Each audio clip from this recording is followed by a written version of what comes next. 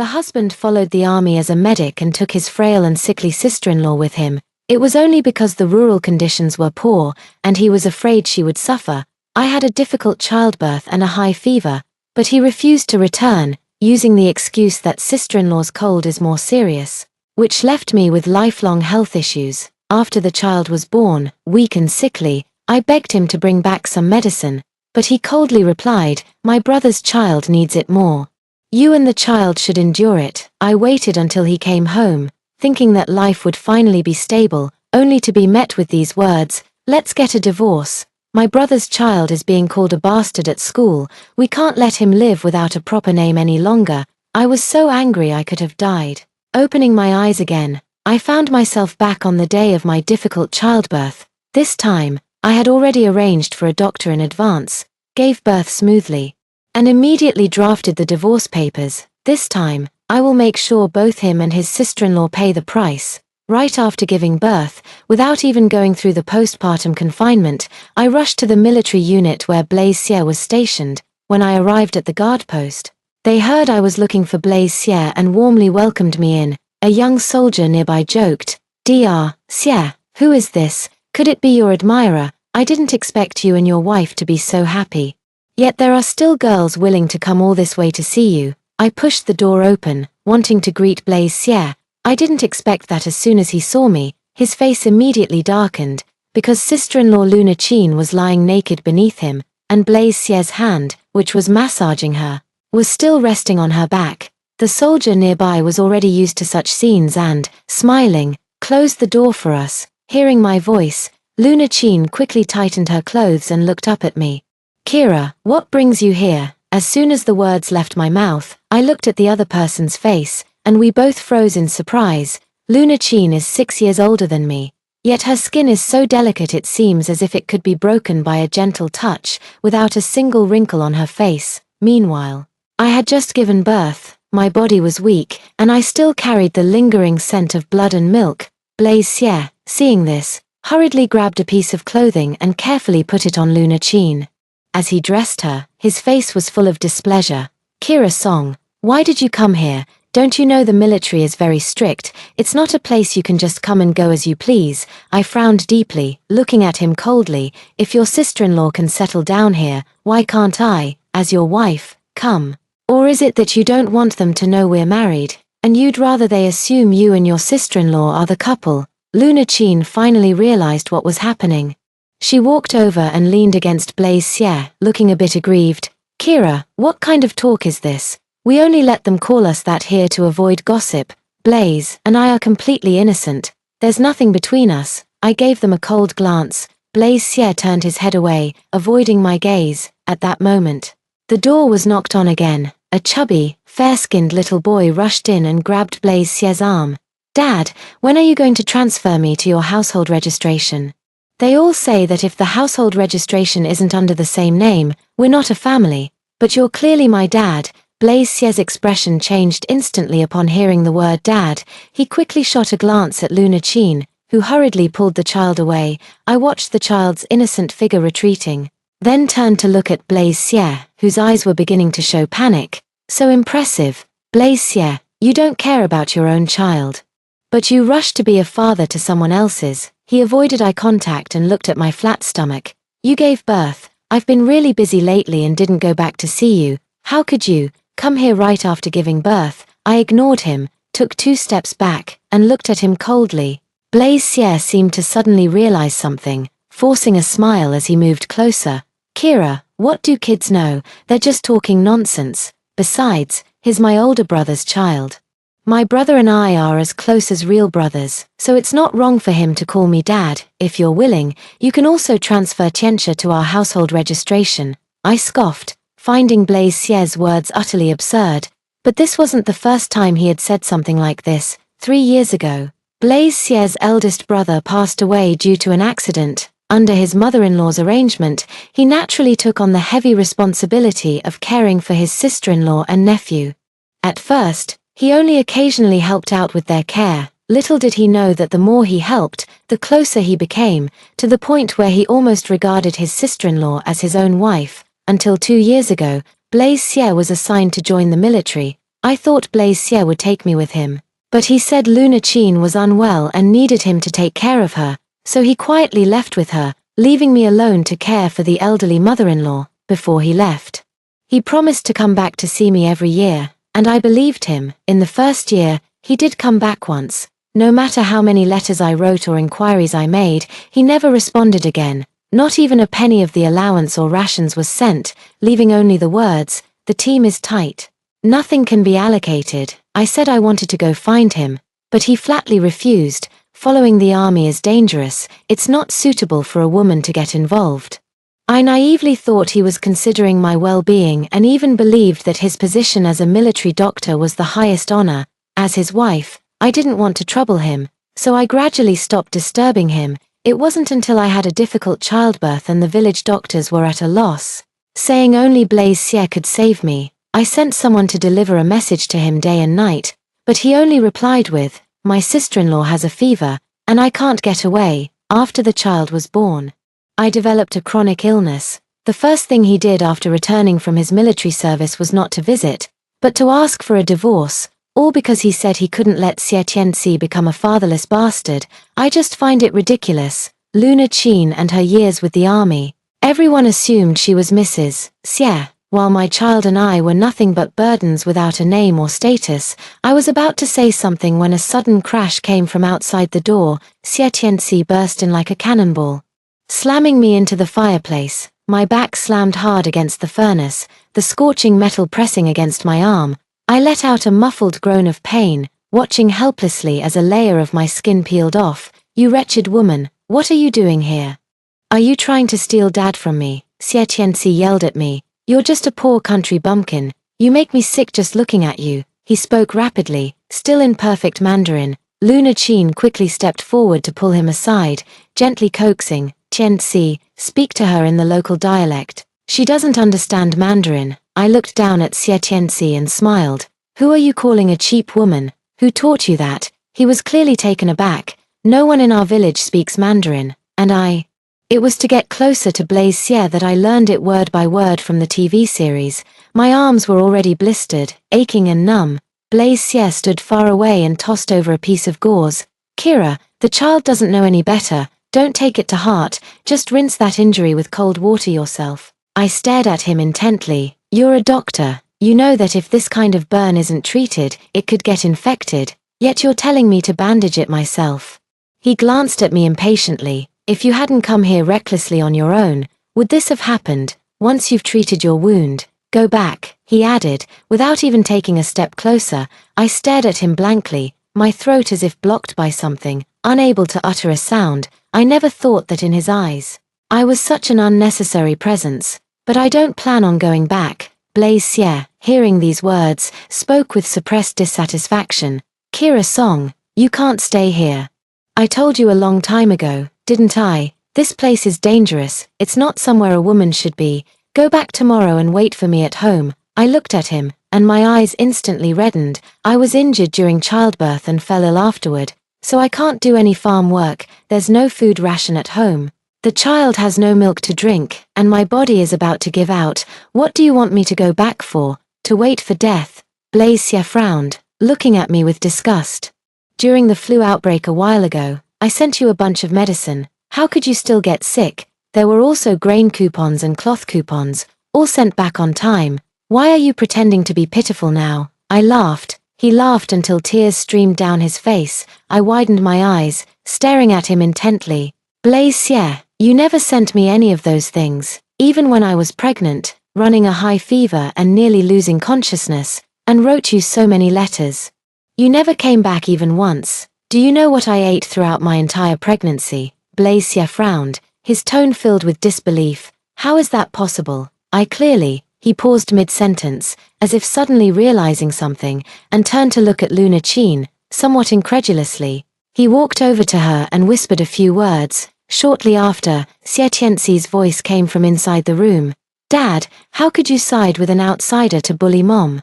Those things originally belonged to the three of us. Why should we give them to an outsider?"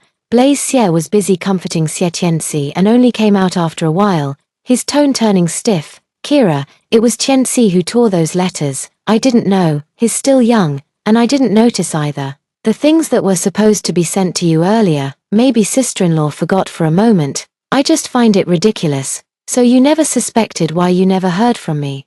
And you never even bothered to ask. Blaise Xie frowned, looking completely justified. How was I supposed to know what was going on your end? I thought you just didn't want to write to me. Besides, sister-in-law spent all that money on me anyway. What are you so angry about now? I gritted my teeth, unable to speak. Perhaps my expression was too grim. Blaise Xie came over and held my hand. Kira, don't be like this. In the future, I'll go to the mailroom to get the letters myself. And I'll care about how you and the child are doing. Don't be upset, you haven't been feeling well lately, so stay here a few more days. I'll help you recuperate. Wait until you're fully recovered before going back. The child needs you too. I snorted coldly, not wanting to engage with him at all, and turned to go inside.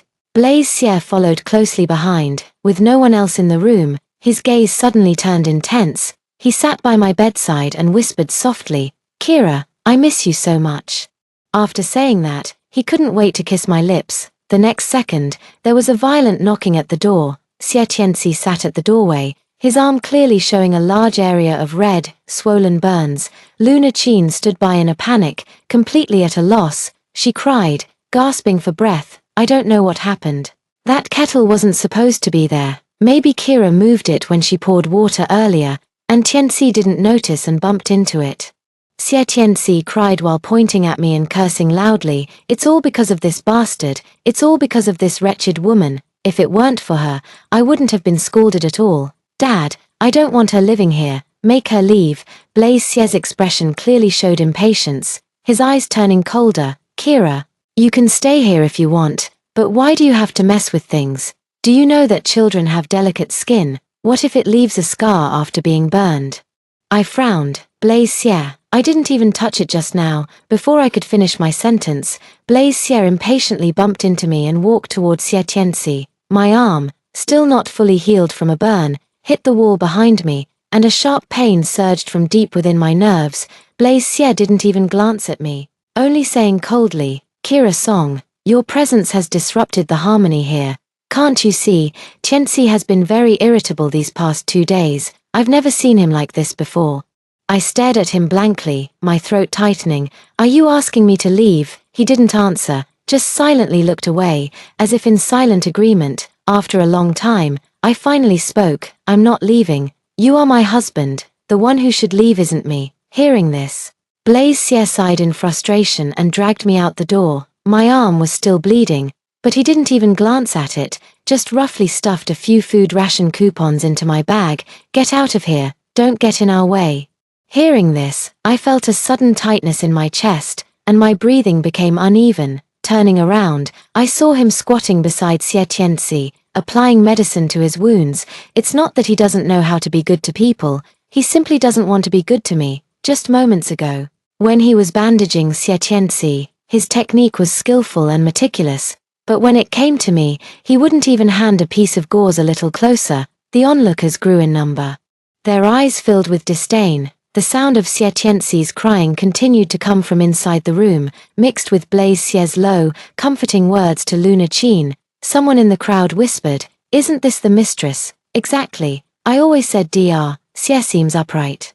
Not like someone who would have an affair. This woman has no shame, probably rushing to break up someone else's family. Before I could even retort, the door suddenly swung open. Blaise Xie stood at the doorway, his gaze cold. Kira Song, get out of here, don't make a scene. Even Luna Qin spoke up, holding Xie Tianxi in her arms, her tone gentle. Kira, Tianxi is fine, even if you left such a big scar on him, he won't blame you. The voices around me grew increasingly chaotic. But I suddenly fell silent. I looked up at Luna Qin, a slow smile curling at the corner of my mouth. Then, I knelt down step by step, wailing uncontrollably. Sister-in-law, Tianxi is your and eldest brother's child. Don't worry, I will take good care of them and treat them as my own sons. I looked up at her, tears in my eyes, but my tone carried a sarcastic plea. Please, give my husband back to me. Okay, the people around me fell silent upon hearing me say husband. They all turned to look at Blaise Xie, their eyes filled with confusion and suspicion. Wait a minute, she just called Luna Qin's sister-in-law. What's the relationship here? I'm from the same village as Dr. Xie, and I also remember that Dr. Xie's wife's surname seems to be Song, not Qin, right? I thought I remembered it wrong before, but it turns out something really happened. All sorts of whispers reached Blaze Xie's ears, his face darkened, and he abruptly pushed through the crowd. Forcibly pulling me up from the ground, I struggled against him, and my freshly scalded arm was exposed in the struggle. The skin on the arm was torn and bleeding, causing everyone to gasp in shock. My God, is that arm almost rotten? How did this happen? Could it be that Luna Qin was jealous of her and hurt her?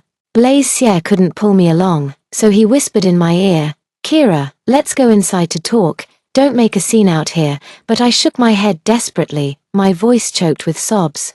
"Blaze, please stop scolding me, and stop hitting me. I agree to put Tianxi in my household register. Is that not enough? Back then, you said Luna Qin was in poor health and insisted on taking her with the army. But now, she doesn't look like a patient at all, she's much healthier than I am. I beg you.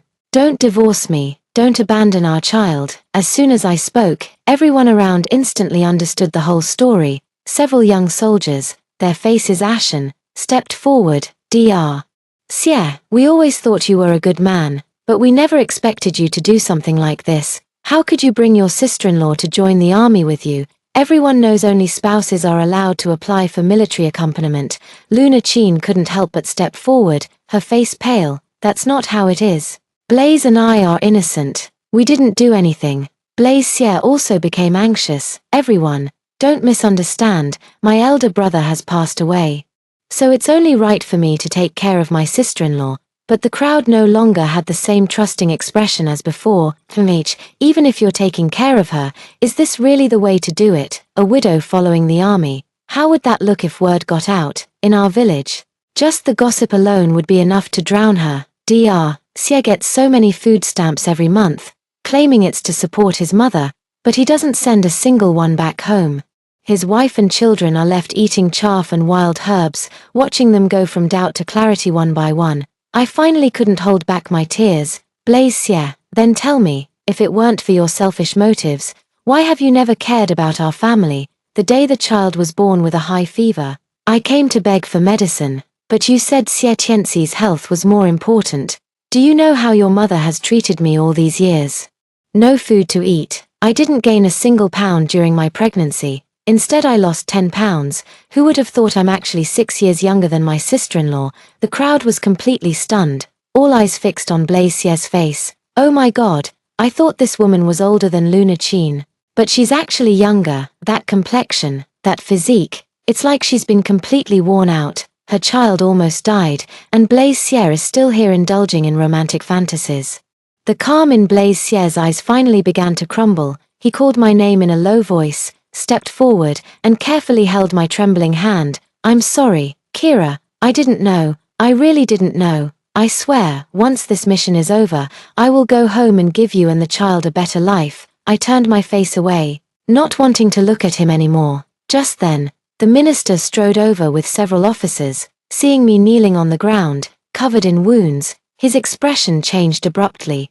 "What's going on? How did this happen?" Several officers quietly reported the details of what had just happened in his ear, and the minister frowned deeply. "Blaze Xie, what on earth is going on?" Blaze Xie shuddered. "It's all right, minister, this is a family matter." After saying this, he hurriedly reached out to pull me. "Kira, come on, let's go inside and talk," but the minister stopped him, frowning as he looked at him. "She's hurt this badly, and you're still being so rough with her. Even though you're a doctor, you're still with the army, and you must follow military discipline. When you reported the information for joining the army, whose name did you use? Was it Kira Song or Luna Qin?" Blaze Xie mumbled, not daring to speak. The minister merely glanced at him sideways before speaking. "If you dare to forge your identity or falsify information, that is deceiving both superiors and subordinates, and a desecration of military discipline." As he spoke, the minister gently helped me to stand behind him. Looking at my bruised and battered arm, his eyes were filled with heartache. "Miss, tell me, what help do you need? I can make decisions for you. From now on, you will be an official family member of our unit and receive the best treatment." "All right." I looked at him, tears finally unable to hold back and falling, yet I still gently shook my head. No, I just want to divorce Blaise Xie. As soon as these words were spoken, everyone froze. Their eyes instantly fixed on me. Blaise Xie abruptly pushed Luna Qin aside and rushed over to me. What did you say, Kira? Are you crazy? You just gave birth, and now you want to divorce me? Yes, I want a divorce from you. My voice was steady, yet every word cut like a knife. All these years, you've only cared about your sister-in-law's family. You've never paid attention to me. And you've never cared about our child. I always thought you were just too busy in the military. It wasn't until today that I realized you've been raising someone else's child as if he were your own son. I don't want you anymore. Even if I starve to death with our child, I don't want him to have a father as fickle as you. Blaise Xie's face instantly changed, and he hurriedly stepped forward to grab my hand. Kira, what are you saying? There must be a misunderstanding here. I'm not as terrible as you're making me out to be. We can't get divorced. I looked up and met his gaze, asking coldly, why not? Haven't you already started a new family? Why are you still clinging to me now? I shook him off and turned to face the minister. Minister, I formally request a divorce. I hope you will approve it. Upon hearing this, Blaise Xie grew anxious. He pulled me over, his face grim. Minister, this matter requires my approval to proceed. She alone cannot make the decision. The minister's face darkened, his gaze noticeably cooling. Though he didn't agree, he still shook his head at me helplessly. I also understood the minister's difficulties and decided to settle in first, then carefully think of a strategy. Seeing that I had softened my stance, the minister immediately instructed someone to take good care of me. A short while later, someone brought clean clothes and arranged a room for me, advising me to rest well in the coming days. I had originally planned to leave as soon as I thought of a way to get a divorce, but I didn't expect Blaise Xie to hold me back and refuse to let me go. He followed me into the room and spoke in a hushed voice. Kira, let's not get divorced, okay? I can't live without you. Besides, we already have a child. I don't want him to grow up without a father from the moment he's born. I looked at him and sneered. Fine, then have your sister-in-law move out and stop living together.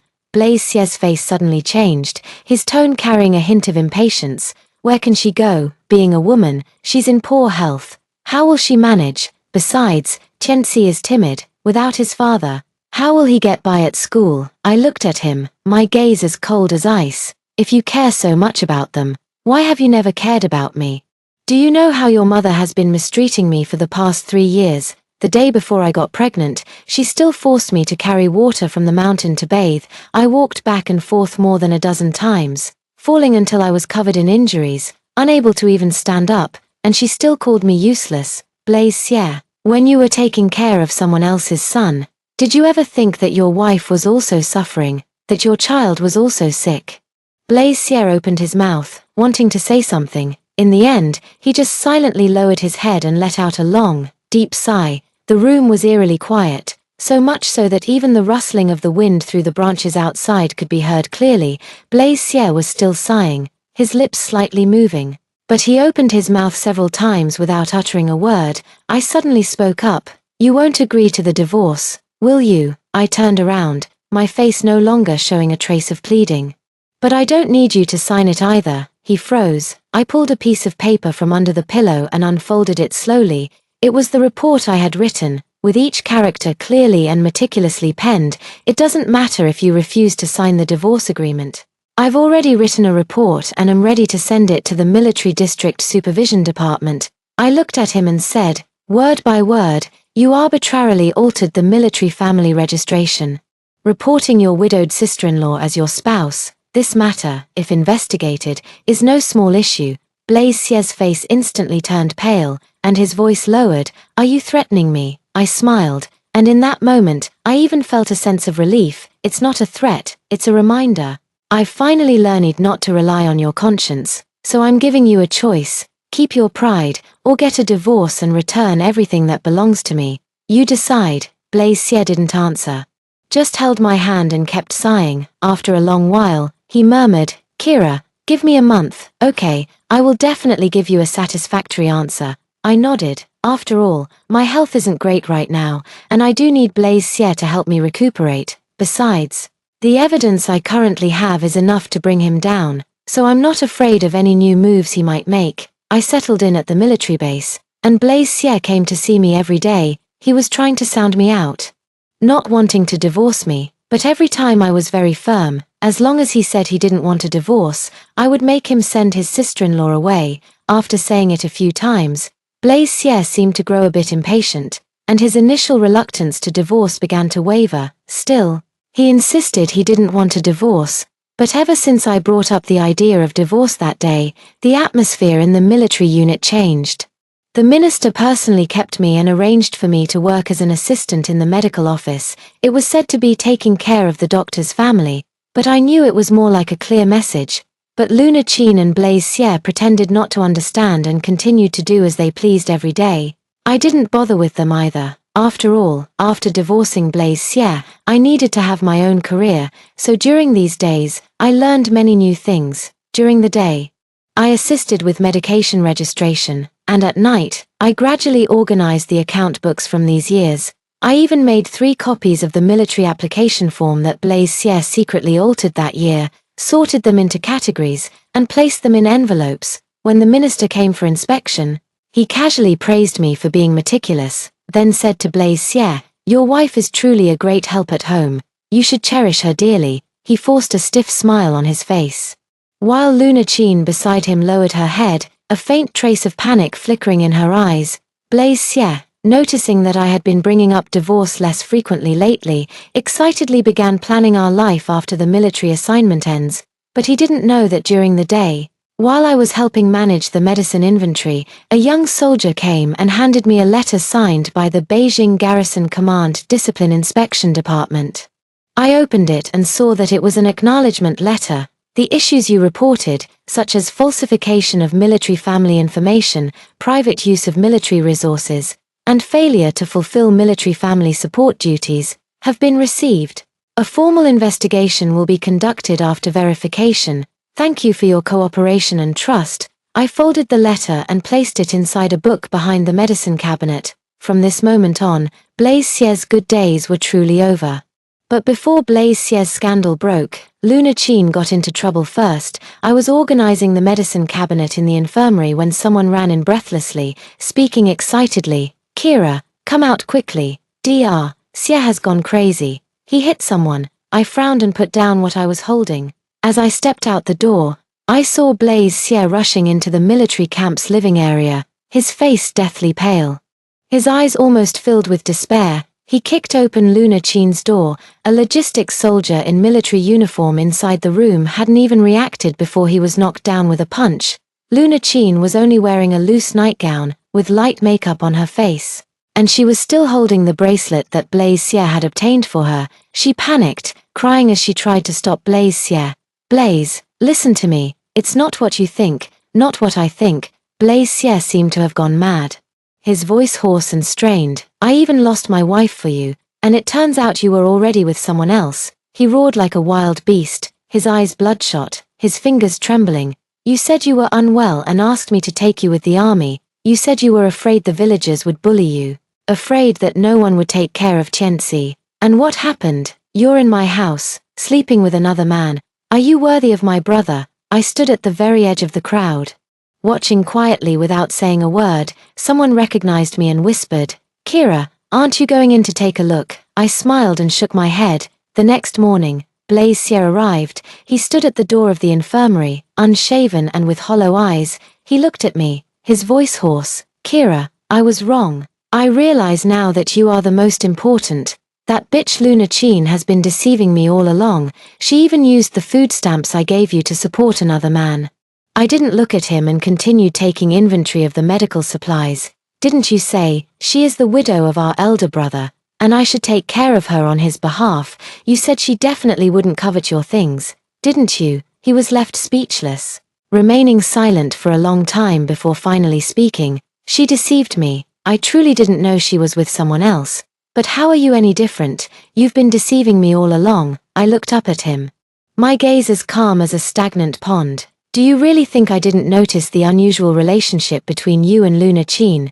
Do you really believe that when you brought her along with the army, I would think your relationship was innocent? It's just that back then, I was still foolish, still in love with you. So I chose to deceive myself into believing you. Not anymore." His voice trembled. I chuckled softly. "Blaise, Every single thing you've done has been you pushing me away with your own hands." He fell to his knees with a thud. "Kira, please, don't leave me. I'm willing to put the house and land under your name. I just beg you not to report me, not to get a divorce." As I looked at the disheveled man before me, the image of myself, heavily pregnant, falling down the mountain flashed through my mind. I glanced down at him, my voice as soft as it could be. "I am no longer the woman you thought would forgive you and depend on you." Less than 10 days after the report was submitted, the disciplinary commission issued an official document. Blaise Sierre has been discharged from military service, stripped of his military medical qualifications, and permanently barred from re-employment due to issues including unauthorized alteration of military family information, misuse of supplies, and falsification of accompanying military details. Luna Chin was also repatriated to her place of origin, with the previously claimed care for the widow being redefined as supporting the widowed sister-in-law. Those colleagues who had privately supported him no longer said a word in his defense, and Xie Tianxi, because of the Luna Chin incident, was utterly humiliated. Now he dares not leave the house, muttering like a madman every day that he is not a bastard, that he has a father, but all of that has nothing to do with me anymore.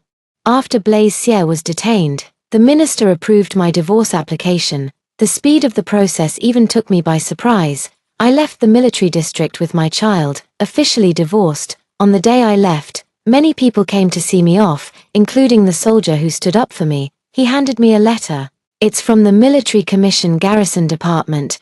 They've read your work report and the letter of recommendation about your deeds, and they're willing to invite you to join the medical and logistics team." I was taken aback for a moment, then took the letter, my heart suddenly leaping with joy. Upon arriving in the capital, the work was busy but steady. The child has also received systematic treatment, and his health is gradually improving. I used the money I earned to rent a house and started a new life. The child is slowly learning to speak and has started calling me Mom. He is no longer the poor, malnourished child from the previous life. In this life, I fed him until he was chubby, and by the age of 3, he could already recite the 300 Tang poems. In the 4th year of arriving in the capital, I took the child to the hospital for a follow-up appointment. Outside the entrance, a military vehicle was parked not far away. It was my current direct superior who came to pick me up in person. He has always been very supportive of me, not the kind of passionate pursuit, but a patient wait. He smiled and waved at me, holding the gifts he had bought for me in Xiaobao. I was just finishing wrapping the scarf around the child, ready to walk toward him, when I heard a hoarse shout from behind, "Kira!" I didn't move, nor did I stop walking, until the voice called out a second time, hoarse and pleading, "Kira Song, wait for me, it's me, Blaise Sierre." Only then did I turn around. Blaise Sierre was wearing an old military coat that had been washed to a pale color. His face no longer bearing the heroic spirit of the past, only exhaustion and weariness. He had lost a lot of weight, with dark circles under his eyes from years of poor sleep. He cautiously approached me, his voice trembling, "Kira, I'm out of prison. I've thought a lot over these years in jail. I was wrong. How are you doing now?" I glanced down at him, my tone cold and steady. "Dr. Sierre, you've mistaken me for someone else." I took the child's hand and got into the car without looking back. The political director glanced back at him, looking at me with eyes full of concern. "Kira, who is that? Is he a homeless person you kindly helped, and now he's bothering you? Do you need me to step in and drive him away for you?" I shook my head. "Don't worry about him. He's just a useless person." The car door slowly closed. At that moment, I saw Blaise Sierre kneeling on the ground, his eyes red, as if he was still calling out my name, but I could no longer hear that voice. I thought things would end right there. I never expected that since that day, Blaise Sierre would wait at the hospital where I work every single day like a madman.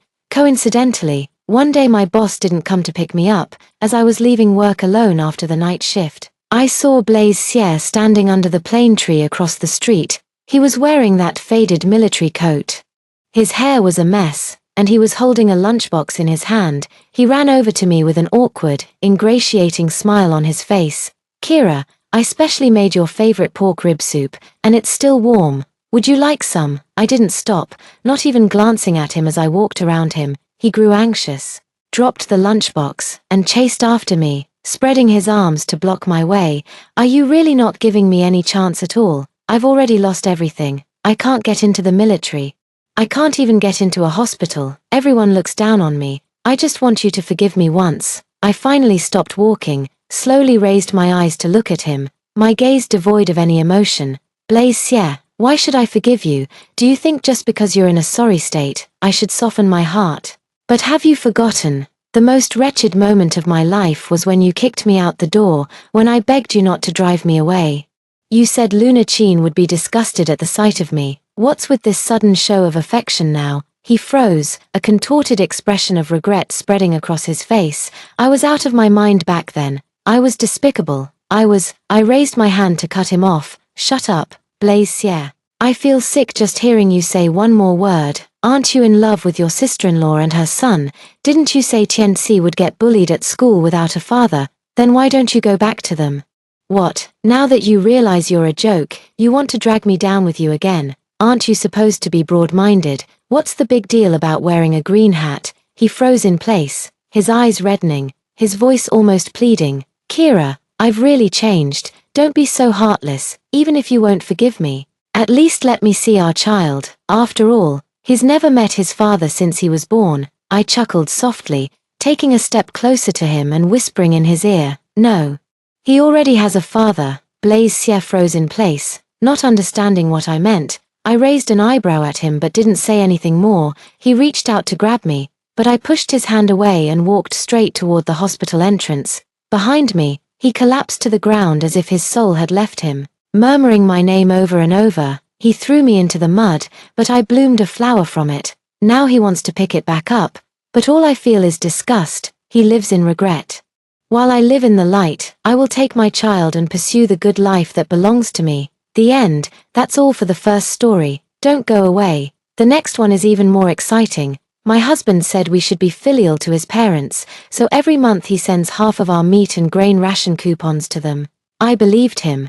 But that day I saw with my own eyes that he took a large stack of his just received salary and gave it to his brother's widow. "Yao Yao, you must take good care of yourself, or I'll feel heartbroken." I was so furious that I made a scene. In the midst of our argument, he pushed me into a filthy ditch. I accidentally hit my head and choked on the foul, stinking water while he mocked me. That push made me completely lose all feelings for him. But later, when I got into college, I heard he abandoned Xiao Ya, crying and begging just to see me. I laughed. Get lost. The moment I received the admission letter, I finally couldn't hold back my tears. No one knew how much effort I had put in and how many hardships I had endured for this moment. On the day of filling out my college application, I didn't hesitate to choose the distant Jing University.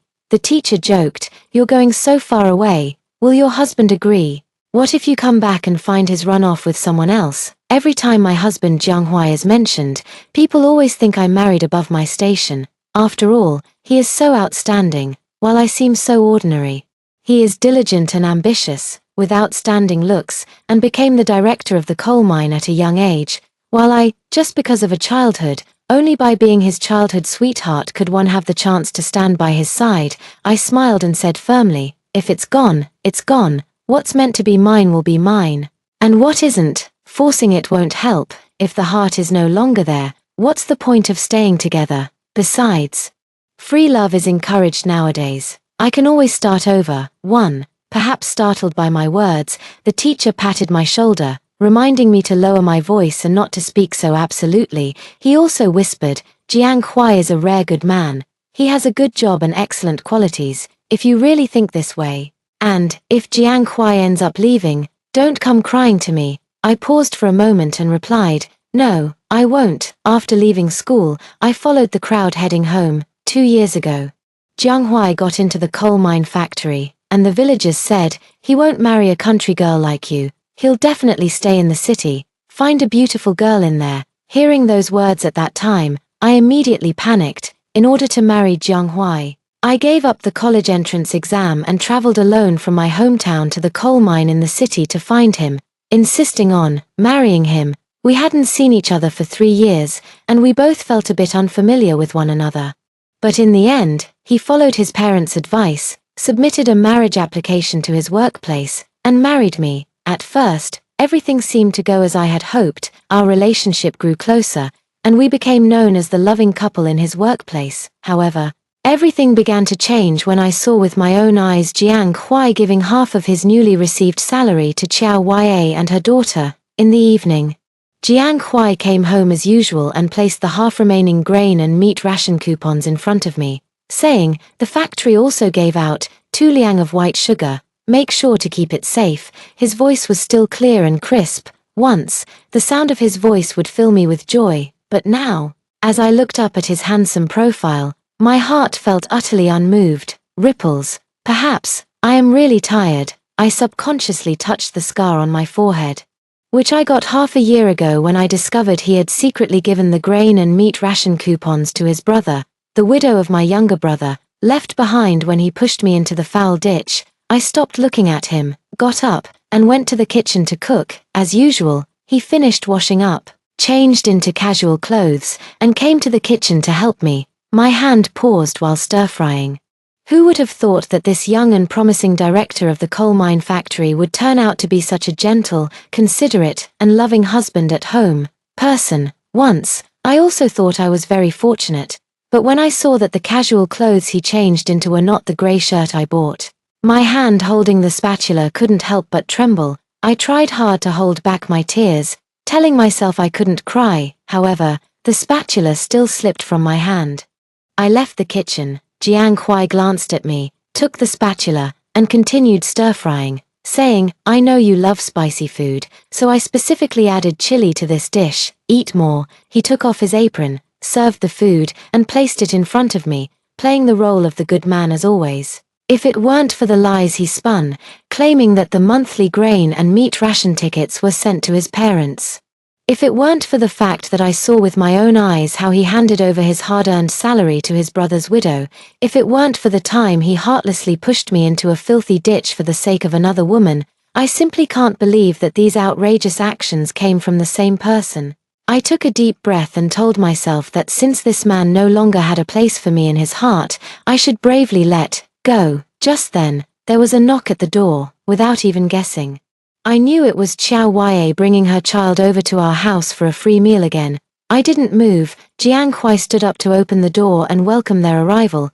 Qiao Yue's gentle and sweet voice came through. "Sister-in-law, sorry to bother you again." She wore a bright red trench coat, her fair complexion and oval face making her exceptionally captivating, with an irresistible charm in her every move. Strength. Her daughter seemed to have already gotten used to the environment here.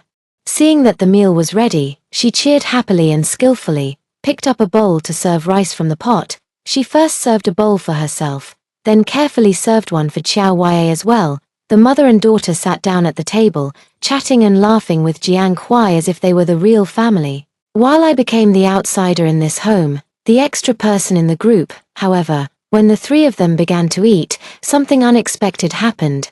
Qiao Xiaobao suddenly vomited, exclaiming as he did so, "It's so spicy, it's killing me." Qiao Yue also frowned deeply. Although she didn't say anything, her expression made it clear that she was also enduring the spiciness. Stimulating. Meanwhile, I continued eating nonchalantly, paying no attention to their distress. Seeing this, Jiang Huai quickly served each of them a bowl of soup. Unexpectedly, after drinking the hot soup, they felt even spicier. Finally, Qiao Yue, holding the tear-streaked Qiao Xiaobao, left our home. As she was leaving, she said to Jiang Huai with a sob in her voice, "Sister-in-law probably doesn't welcome me, so I won't come again in the future." After Jiang Huai saw them off at the door and returned inside, his brow was furrowed. I pretended not to see him and continued eating my meal. "Did you do that on purpose?" There was a hint of doubt in Jiang Huai's tone. Without looking up, I replied, "It's the dish you cooked." He seemed to be at a loss for words, and after a moment, he slowly said, "I only cooked one dish." Jiang Huai sighed and began repeating the excuse he had grown tired of using.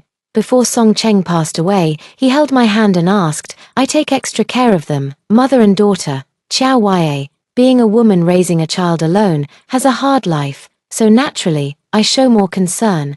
"You have good cooking skills, and Xiaobao also loves the meals you prepare."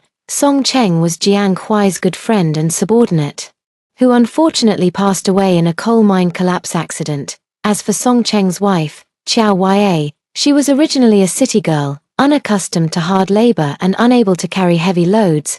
After Song Cheng left, the lives of the mother and daughter fell into hardship. Jiang Huai recalled the first time he saw Qiao Yue. She was wearing coarse clothes, her face covered in dust as she ate burnt food, while holding her feverish child. At that moment, he felt shocked and guilty. Believing he had failed Song Cheng's trust, so he told me that taking care of Qiao Yue was his responsibility, and he had to bear it. His eyes were filled with sympathy for Qiao Yue, perhaps without even realizing it himself. Whenever he mentioned Qiao Yue, his gaze was always full of tenderness. But to me, none of this matters anymore. I glanced at him sideways and asked coldly, "So you pitied her struggles and chose to deceive me, so you gave half of your salary to her? So you pushed me into the filthy ditch and even tried to make me serve her and her daughter every day?" My words were utterly resolute, my tone icy, because I have completely lost hope in him. Jiang Huai's expression stiffened, and he tried to defend himself. "You were making a scene on the street. I just wanted you to calm down, and I accidentally pushed you into the filthy ditch. If you keep making such a fuss, what will happen to Qiao Yue's reputation, as a widow with a child? How can she survive without her reputation? I never asked you to wait on them day in and day out, just to let them eat at home. Don't make it sound so harsh. Listen." The emotions I had suppressed for half a year surged like a tide, nearly overwhelming me the moment I heard him say those words. "Jiang Huai, does she take half your salary every month? Does she rely on you for support? Am I not speaking the truth? Really, did I say something wrong? I don't know if she can survive without her reputation, but if you keep supporting them like this, we won't be able to survive." Even though I had already decided to let go of this man, the bitterness of betrayal still gnawed at my heart. Have you ever thought of me, thought of our home, thought of my reputation, thought of what I've become in the eyes of the neighbors? Person. Tears fell like pearls from a broken string. Unstoppable. Of course he knows, but compared to Qiao Yue, all of this seemed insignificant. Seeing me cry, Jiang Huai instinctively panicked and tried to explain. "Qiao Yue isn't very good at cooking. I just thought the food you make is delicious, so if they came over to eat, it would just mean adding a couple more bowls and chopsticks." Seeing me cry so hard, Jiang Huai shook his head, seemingly giving in. "Since you don't like it, I won't invite them over for dinner anymore." Back in the room, I carefully hid the admission letter. This two-bedroom, one living room apartment was allocated by Jiang Huai's workplace. We each occupied a room. I opened the calendar, found the date for registering at the university next month, and circled it with a red pen. I looked at the circled date with great anticipation. Soon, I will be able to leave this place. The next day, after Jiang Huai left for work, I started packing my luggage, preparing to go back to the village in a couple of days to tell my parents the good news. The good news that I got into university, and my decision to divorce Jiang Huai. While organizing my luggage, I found the quilt cover and pillow I had secretly embroidered a few years ago. I originally planned to use them on our wedding night, but Jiang Huai and I never had a wedding ceremony. We just simply submitted the registration, reported and obtained the marriage certificate. We haven't even shared a room to this day. At first, it was because we were unfamiliar with each other. Then he became busy with work, and later on, it was because of Qiao Yue and her daughter. After a moment of thought, I decided to pack these items into a bag and take them to the alley at the end of the street to sell. The things that took years to embroider were eventually sold for only $30. Although it wasn't much money, the cost of food and drinks at university would be a significant expense, so this money could be saved up. Returning home, I drew another big cross on today's calendar. There are 20 days left. After these 20 days, I will be able to leave this place where I've lived for 2 years and step into a brand new life. As for them, I shook my head and stopped thinking about it. Just someone unimportant. Jiang Huai came back very late. The prepared meal remained untouched. I already ate at the factory. He casually offered an explanation. I couldn't help but find it amusing. Since when did the factory provide meals? Catching the faint scent of perfume on him, I knew that although he had eaten dinner, it must have been with Qiao Yue and her mother. Yes, he must have known that coming back to eat would irritate me. So he took them out for a meal before returning. I silently collected the dishes and went back to my room. The room was filled with my high school textbooks and exam papers. So I bundled them up. Since we were getting a divorce, it was no longer appropriate for any of my belongings to remain here. While I was tidying up, I heard a knock at the door. I know it's Jiang Huai. He has always been very polite to me and would never step into my room without my permission. What's wrong? I didn't want him to see me packing, so I asked him a question. There was a moment of silence outside before he finally said, "Are you angry?" I glanced at the packed luggage and calmly replied, "No, I just miss my parents. I plan to go back to see them tomorrow." There was another long silence outside before I finally heard the sound of footsteps leaving. I sneered and leaned back on the bed, lost in thought. Angry? Does Jiang Huai think I'm a clay or wooden bodhisattva, devoid of emotions? Are his actions, one after another, what a husband should be doing? What reason do I have to accept someone who is two-faced, spends more than half his salary on other women, and doesn't even have me in his heart, my husband? Before Song Cheng died, I truly believed I had the happiness I had always dreamed of. My in-laws watched me grow up and treated me as if I were their own daughter. Jiang Huai was the man every girl in our village dreamed of marrying. He was handsome, successful, and always took great care of me. My feelings are so obvious that anyone with eyes can see they are entirely tied to him. After marriage, he handed over all his assets to me for safekeeping, and I thought I was enjoying an enviable, loving life. However, after Song Cheng passed away, he lied about sending half of his salary to his parents, but in reality, he secretly gave his wages to another woman. When I discovered the truth and confronted him, he actually pushed me into a filthy ditch, causing a head injury. During my hospitalization, he showed no concern for me, leaving me lying alone in the hospital while he was busy taking care of that woman's daughter. The neighbors all saw him running around for that woman and praised him for his deep brotherly affection. Indeed, he devoted too much attention to his brother's wife. What's terrifying is that he took it all for granted, believing he was merely fulfilling a promise to his deceased brother by taking care of his widow. In his eyes, my resistance and questioning were nothing but unreasonable troublemaking. In this world, what is most feared is not the inability to distinguish right from wrong, but self-deception. But now, I no longer care. Since he wants to be good to someone else's wife and care for her, then let him be. The next morning, I was surprised to find that Jiang Huai had already prepared breakfast. My favorite poached eggs and lean meat porridge. It's been 2 years since I've rarely seen him get up early to cook. After all, he has difficulty getting out of bed every time I make breakfast and have to call him for a long time before he struggles to get up. I sat down quietly, with only the occasional sound of a spoon clinking against the edge of the bowl on the dining table. Jiang Huai suddenly looked up and suggested, "I'll take a day off and go home with you."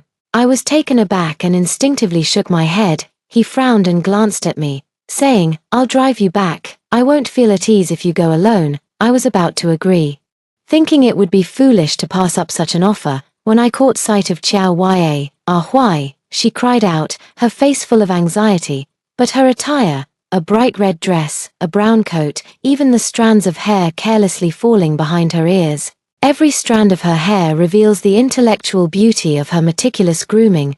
Jiang Huai instinctively stood up and looked toward the door. Not seeing the small figure that usually followed her, he asked in confusion, "Where's Xiaobao? Why isn't he with you? Come, is something wrong?" She held back her tears, nodded, and said helplessly, "Xiaobao has a high fever. I don't know what to do." Jiang Huai was so anxious that he didn't even put on his scarf, grabbing his coat and heading out. "Wait, I'll go with you." Xiao Huai helped him adjust his coat, even carefully pulling out the collar, her gaze provocative and triumphant as it fell on me. Just as Jiang Huai was about to put on his shoes and leave, she hesitated and tugged at his sleeve. Jiang Huai was puzzled. "What's wrong?" Xiao Huai glanced at me timidly, her eyes filled with hesitation. Huai, maybe it's better not to go. I'm afraid sister-in-law might misunderstand." And she looked at me, then at Jiang Huai, tears welling up in her eyes, clenching her teeth. She turned to leave. "Xiaoya," Jiang Huai called out to her, turning as if to chase after her. But as if remembering something, he glanced back at me. I watched their emotional tug-of-war with a cold eye. Jiang Huai's face showed conflict, and finally, blushing, he said to me, "Xiaobao is sick. I have to go check on him. You'll have to take the bus alone, and be careful." After saying that, he hurriedly left. I sneered, thinking that the free ride was gone. And it seemed I'd have to take the bus home by myself. I picked up the pen and walked to the calendar again, drawing a big, harsh cross over today's date, 19 days left. I quickly gathered all the books in the house and sold them. With the $13 I got, I set off on the journey back to the village, the road home. Upon returning home, I told my parents everything that had happened over the past 6 months without holding anything back. Since I had decided to divorce Jiang Huai, there would inevitably be gossip in the village, and I needed to prepare my parents mentally in advance. After listening to my account, my father let out a deep sigh, as if he had anticipated this all along. My mother, on the other hand, was furious. That scoundrel! How dare he betray my daughter? I'm going to settle the score with him. She stormed off to the kitchen to grab something and confront Jiang Huai's parents. But thankfully, my father stopped her. Let it go, old lady. He gently patted his mother's back when Miu Miu gave up the college entrance exam for that boy. I knew something like this might happen, if it weren't for the fact that the Cheng couple treated Miu Miu well and she was dead set on marrying him. I would never have agreed to it. Since that bastard has someone else in his heart, let's get a divorce as soon as possible so we don't delay Miu Miu's college plans. Miu Miu's future is the most important thing. We can deal with everything else later. My mother tightly gripped my father's hand. The joy of her daughter finding her way back and getting into college again couldn't ease the pain in her heart. This woman, who has toiled for half a lifetime for her children, said with tears in her eyes and a choked voice, that heartless and ungrateful thing. I really misjudged him, and he ruined my daughter's life. Seeing my troubled expression, she quickly wiped away her tears, patted my head gently, and comforted me. It's all right, isn't everyone advocating for free love now? You'll definitely find someone better in college. My parents, suppressing their own sorrow, comforted me for a long time before going to discuss the matter with my 3 older brothers. My brothers have hot tempers, and if not dissuaded, they might rush into the city overnight to teach Jiang Huai a lesson. I returned to my room, utterly exhausted. Lying in bed, I closed my eyes, but tears uncontrollably streamed down my face. Actually, I don't want to cry. After all, everything is in the past. And I am determined to let go of that man. But that was the entirety of my youthful flutters. The sincere and passionate affection I once had for Jiang Huai. After learning that the man I liked had been betrothed to me since childhood, I fantasized about our future every day. Each vision was of growing old together. When my mother came to see me, my eyes were red and swollen from crying. She held me as I fell asleep, just like when I was a child. She whispered, "My dear, you're still young. And there's a long life ahead of you. A failed marriage doesn't mean a failed life. Mom doesn't have much education and has never left this land in her life, but she hopes you can go see the world out there, to meet more and better people, your dad, your brothers, and I all hope you can be happy." The next morning when I got up, my brothers weren't home. I didn't know what they had done for me until I returned to the city. I stayed with them at home for half a month and reminded them to keep it a secret from my in-laws. Before I left, they accompanied me all the way to the village entrance, repeatedly reminding me to take good care of myself and to tell them if I ever felt wronged. When I arrived in town to buy a bus ticket, I discovered they had secretly slipped 200 yuan into my pocket. At that moment, my tears welled up again. Upon returning, I immediately marked 15 heavy crosses on the calendar. There are 4 days left, only 4 days remain. I was pulling my suitcase, about to head back to my room, when I heard the sound of the door opening. Jiang Huai had just gotten off work and come home, and surprisingly, Qiao Ya and Qiao Xiaobao were following behind him. He was clearly surprised to see me. "You're back." Qiao Ya, on the other hand, maintained a reserved demeanor, gave me a slight nod, and then turned and walked into my room. I frowned, watching her effortlessly close my bedroom door. And there were my things, haphazardly piled in the living room. I turned to Jiang Huai, my gaze questioning. Jiang Huai hesitated for a moment, as if only just realizing something. "Well, your brothers, for some reason, ran to Xiaoya's house, beat me up, and smashed things, which caused her house to leak during the rain the past 2 days, so they're temporarily staying here for a couple of days. Since you weren't here and there aren't many things, I let Xiaoya use your room first."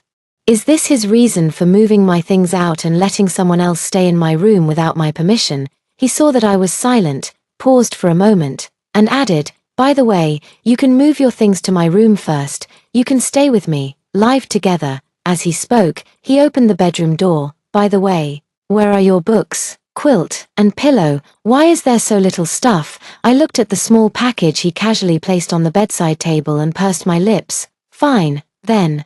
This house is his anyway. What does it have to do with me how he arranges things?" I calmly explained, "The college entrance exams are over, so there's no use keeping the books. I sold them." Jiang Huai frowned.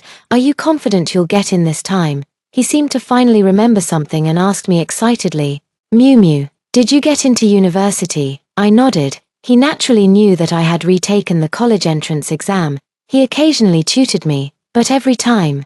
Before he could explain a few questions, Qiao Yue would call him away. Hearing my confirmation, he hugged me excitedly. "Which college did you apply to? Is it a local one? If it's local, it's close to home, and I can take care of you if anything happens in the future." I pressed my lips together and didn't answer. Seeing my silence, he was about to press further. I said softly, "I'm tired." Jiang Huai didn't think much of it and just nodded gently. "Then you rest well." He walked out a short distance, then turned back and said, "I'm going to cook. I'll call you in a bit." After he closed the door, I examined his room. 2 years ago, I had longed to share a room with him, but he always refused with various excuses. Now, because of the relationship with Qiao Yue and her daughter, I ended up moving in. What a great irony. Outside the door, the idle chatter of the three of them could be heard. The man's voice was deep, the woman's tone was delicate and soft, and the child sounded innocent and adorable. I sat silently in the chair, thinking to myself, since I plan to divorce him, is it really appropriate for us to continue living together?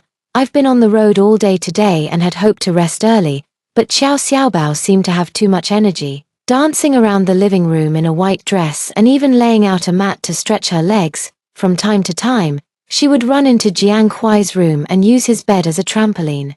I had to find an excuse to fetch water and walked out with a basin in hand. As soon as I stepped outside, I took a deep breath of fresh air. "Moo Moo, why are you back? Didn't you say you went back to your hometown to see your parents?" Seeing me come out, fifth sister-in-law from next door also picked up her wash basin and followed me toward the well. "I went back for a few days and just returned today. Fifth sister-in-law is our neighbor. Her husband works as a director at the steel mill, and their family lives quite comfortably. Whenever there's something delicious, she always shares some with me. We have a pretty good relationship." "Hey, I'm telling you, how could you?" Fifth sister-in-law seemed to have something to say. She glanced behind me and quickened her pace, pulling me along. Only when we reached the well did she shake her head and poke my forehead, saying, "How can you be so foolish? That woman is a good something. Her husband is dead and she's still flaunting herself everywhere. How could you bring her into the house? Your Jiang Huai, such a good man, is like a delicious treat everyone wants a bite of.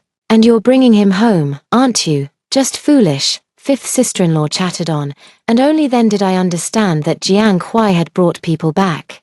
Claiming to the outside that it was my idea, he said that I felt sorry for Qiao Yue and her daughter, who had suffered misfortune, so I asked him to bring them over before returning to my parents' home. I sneered. Jiang Huai was afraid of being blamed, so he used me as a shield. I confessed everything to fifth sister-in-law. After listening, she cursed Jiang Huai for nearly 10 minutes and gave me a lot of advice, worried that I might be bullied by Qiao Yue. She also suggested facing it together with me. I appreciated her kindness and told her I would handle it myself, so she didn't need to worry. Back in the room, the living room was already empty. I was heading to the bathroom with my clothes when I unexpectedly discovered many female items that didn't belong to me. The soap and towel I usually use were carelessly piled in the corner, right next to the trash can. They were replaced by 2 towels, one large and one small, and other toiletries. "Sis, the little one really needs to use the bathroom. Could you step aside for a moment?" Someone suddenly pushed me hard from behind, and my head hit the door frame again. Qiao Yue was already holding Qiao Xiaobao in the corner to relieve himself. After she helped Qiao Xiaobao, she saw me still standing at the door and said softly, "Sister-in-law, could you please move aside? You're blocking me." But her eyes were full of pride and disdain. I didn't back down and said coldly, "Apologize." Qiao Yue was stunned, clearly not expecting me to be so firm. Qiao Xiaobao had always been hostile toward me. Seeing the tension between her mother and me, she stepped forward and gave me a hard shove. Then, pointing at me. She burst into tears. Bad person, you bullied my mom, you bad woman. Hearing Xiao Xiaobao's cries, Jiang Huai hurried out of the room. What's wrong? What happened? He picked up the child with a pained heart, while Xiao Wei looked pitiful and vulnerable.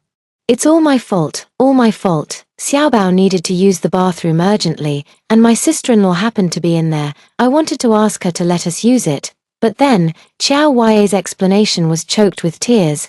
Jiang Huai immediately shot me a reproachful look. Although he didn't say anything in front of Xiao Wei, his actions had already made his feelings clear. Took a stance. He comforted little Bao while saying, There, don't cry, little Bao. Godfather will scold the aunt later and make her give you, apologize. Okay. Seeing the child still throwing a tantrum, he carried her back into the house, saying he would give her candy. Xiao Wei glanced at me with a mocking smile and followed Jiang Huai back into the house. As the crying gradually faded, I finished bathing expressionlessly and gathered my toiletries into the basin. Back in the room, Xiao Wei had already taken the child into their room. Seeing me come in, Jiang Huai paused his tidying up and said, Have a seat. I knew he wanted to talk to me, probably about how the child is still young, not to take it to heart, and that they'll understand when they grow up. Now, I should go and apologize to the child or something like that. I obediently sat down, gently wiped the injured spot on my head with a tissue, and handed the blood-stained tissue to him. The sound in his throat abruptly stopped, and his expression turned grim. I'll sleep in the living room. I picked up the quilt and opened the door. Jiang Huai thought I was still angry about what had just happened and sighed as he pulled me back into the room.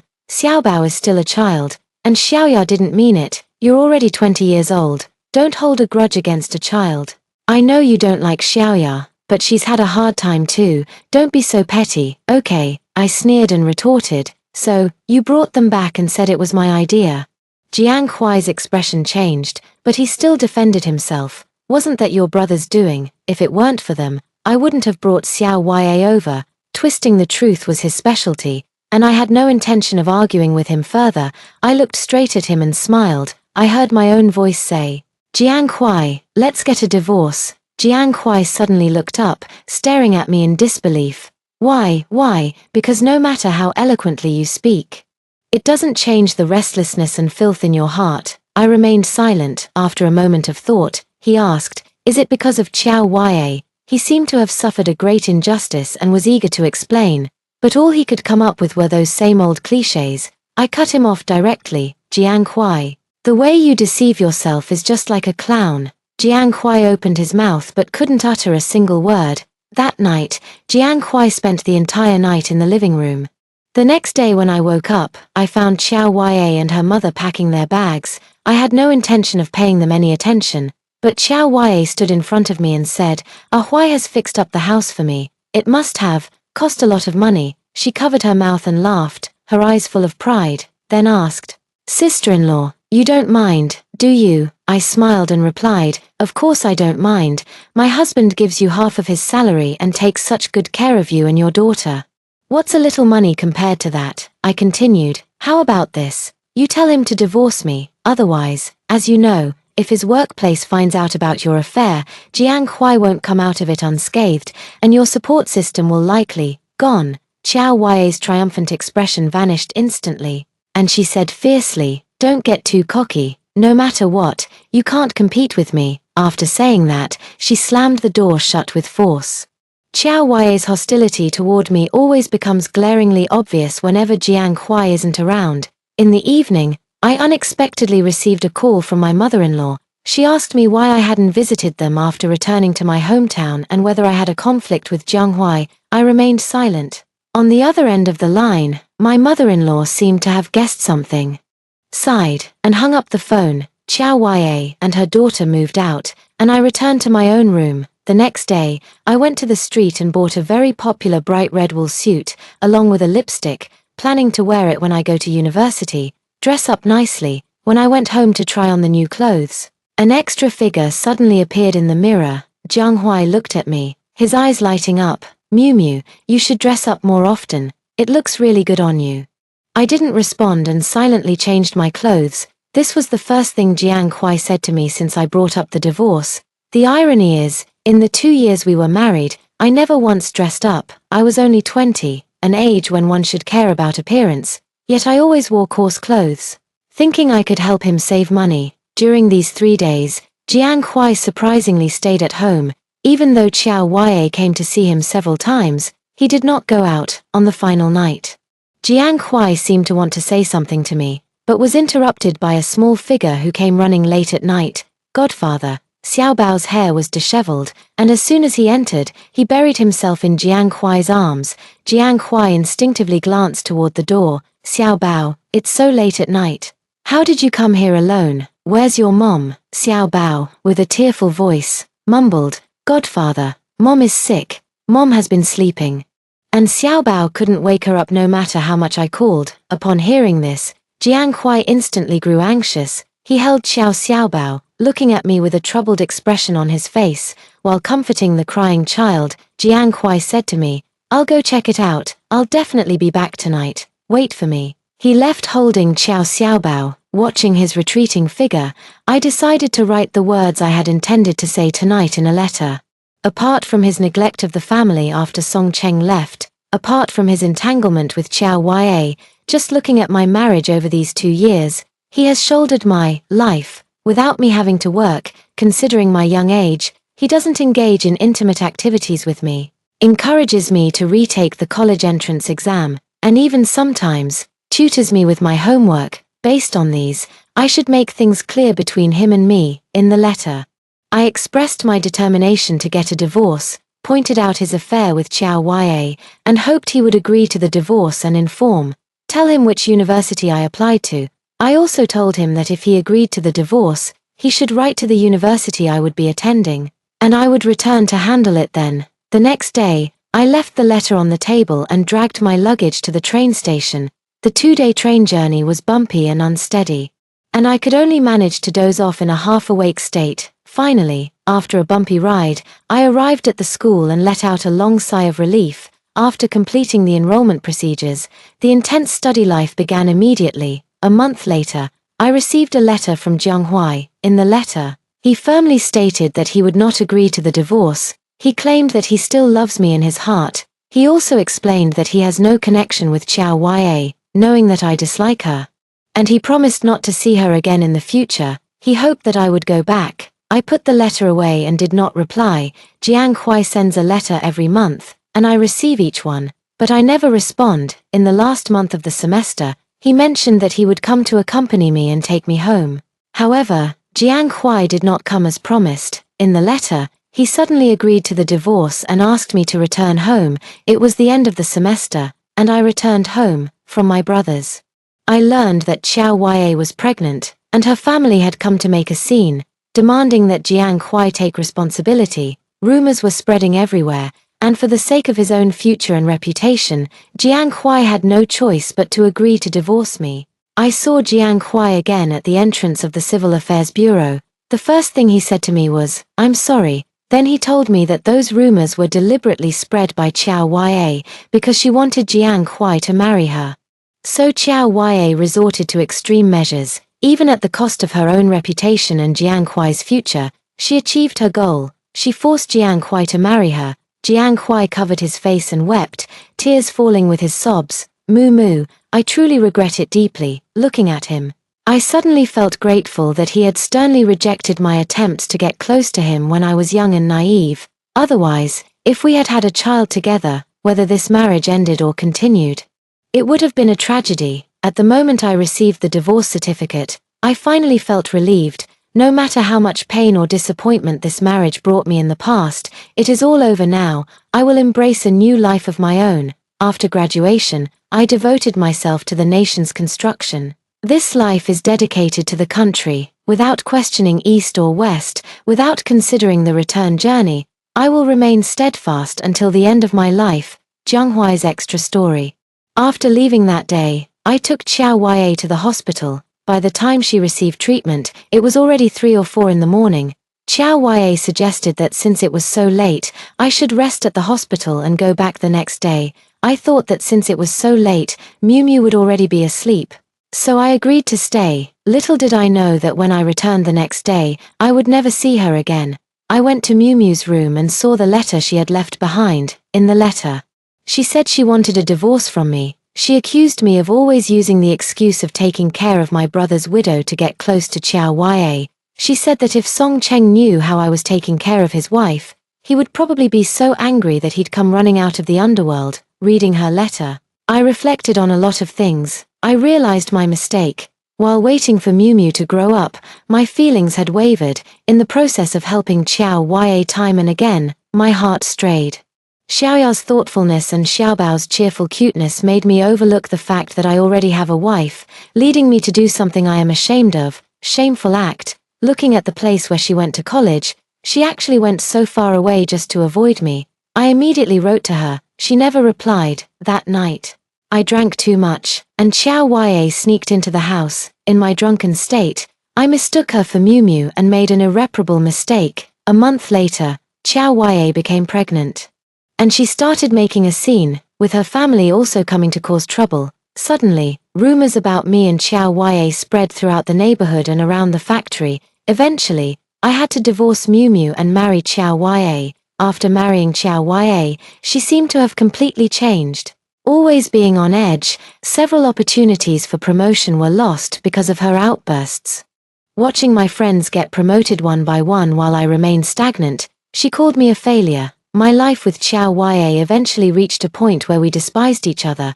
I often can't help but wonder, if I had never provoked Qiao Ya in the first place, would everything have been different? I have no way of knowing the answer. However, my entire life has truly been meaningless. That's all for today's story. If you enjoyed this video, please give it a like and subscribe. If you have any suggestions, feel free to leave a comment below. See you in the next video.